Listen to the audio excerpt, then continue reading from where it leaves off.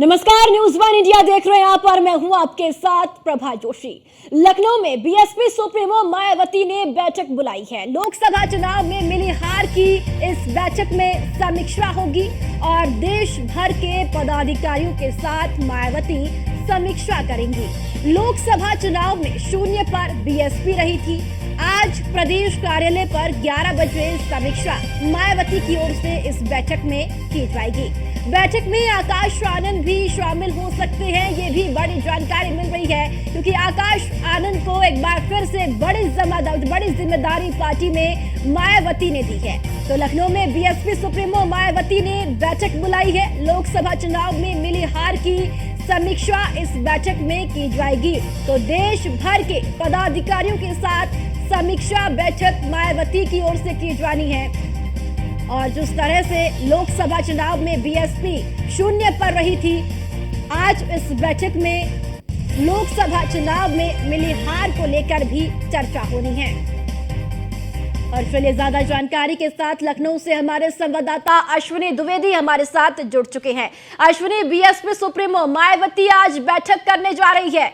लोकसभा चुनाव में मिली हार को लेकर तमाम उन पहलुओं पर समीक्षा होगी कि आखिर हार कैसे हो गई, शून्य पर कैसे रह गई बीएसपी।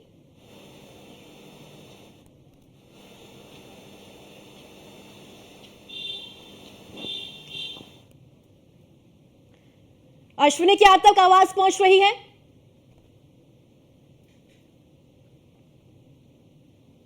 तो चलिए, अश्विनी तक आवाज नहीं पहुंच रही है, फिर से संपर्क करेंगे। ये बड़ी खबर आपको बता दें लखनऊ से, जहां बीएसपी सुप्रीमो मायावती आज ये बड़ी बैठक करने जा रही है। लोकसभा चुनाव में मिली हार को लेकर इस बैठक में समीक्षा होनी है। कहा यह भी जा रहा है कि आकाश आनंद भी इस बैठक में शामिल हो सकते हैं। तो लोकसभा चुनाव में उत्तर प्रदेश में करारी हार का सामना बीएसपी को करना पड़ा है।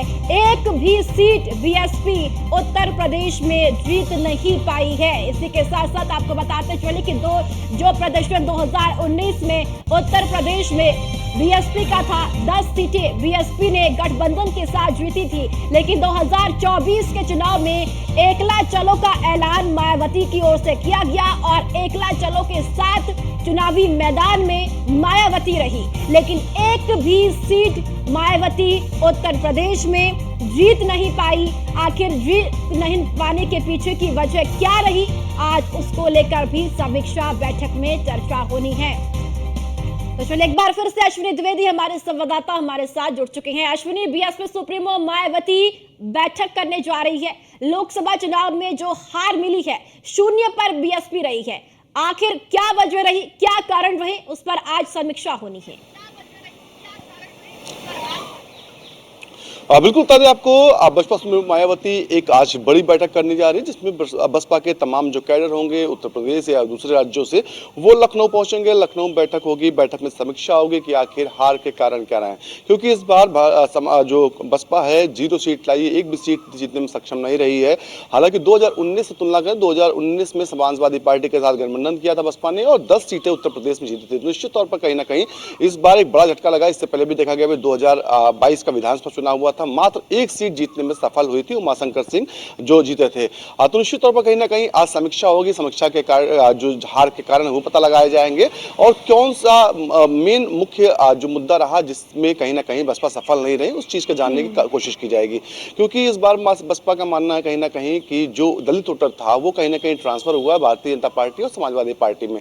तो निश्चित तौर पर कहीं ना कहीं जो मूल वोट बैंक है वो अगर इस तरीके से खिसकेगा तो कहीं ना कहीं नुकसान बसपा को उसका उठाना पड़ रहा लगातार और आने वाले समय में उठाना पड़ेगा। कहीं ना कहीं उसको साधने की कोशिश के लिए रणनीति आज बनाई जाएगी। आखिर कौन से सीटों पर अच्छा परफॉर्मेंस किया लेकिन उसके बावजूद भी हारे, उन सीटों पर मंथन होगा।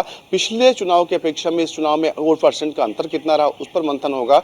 कौन कौन से जो लोग रहे जिन्होंने भीतरघात किया है पार्टी में, उनको लेकर के चर्चा होगी। तो निश्चित तौर पर कहीं ना कहीं आज बसपा अपने भविष्य के लिए एक बैठक करने जा रहा है, इससे आने वाले समय में उसका भविष्य सुरक्षित हो सके। जी अश्विनी, आने वाले उपचुनाव को लेकर अब आकाश आनंद को भी बड़ी जिम्मेदारी दी गई है। स्टार प्रचारकों में नाम शामिल है और कहा यह भी जा रहा है कि आज आकाश आनंद इस बैठक में शामिल हो सकते हैं।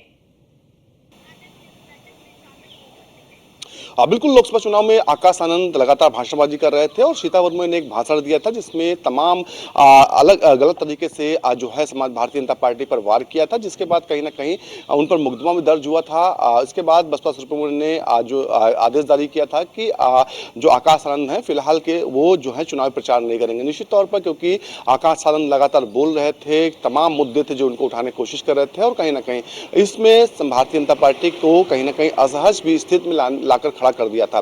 तो ऐसे में कहीं न कहीं जब सीतापुर में बयान दिया उसके बाद वहां पर उनको मुकदमा दर्ज किया गया, एफआईआर हुई। एफआईआर के बाद कहीं न कहीं बैक फुट पर मायावती आ गई और आकाश आनंद की सारी समस्त रैलियां जो थी वो रद्द कर दी। एक बार फिर तमाम जगह उपचुनाव होने हैं, काफी लंबे अरसे के बाद में जो है बसपा उपचुनाव में इस बार शिरकत करने जा रही है। तो उत्तर प्रदेश छोड़कर अभी फिलहाल उत्तर प्रदेश को लेकर के चर्चा नहीं हुई है, लेकिन उत्तराखंड समेत तमाम अन्य प्रदेशों के जो उपचुनाव होने वहां पर स्टार प्रचारक बनाया गया और नंबर 2 पर उनका नाम रखा गया। मायावती के बाद में आकाश आनंद दूसरे नंबर पर। तो निश्चित रूप से कहीं ना कहीं ये माना जा रहा है आकाश आनंद एक बार फिर फुल फॉर्म में आने वाले हैं और कहीं ना कहीं फिर खुले मंच पर जो है बैटिंग करने के लिए तैयार किए जा रहे हैं। जी चलिए ठीक है अश्विनी, बहुत बहुत शुक्रिया आपका जानकारी साझा करने के लिए।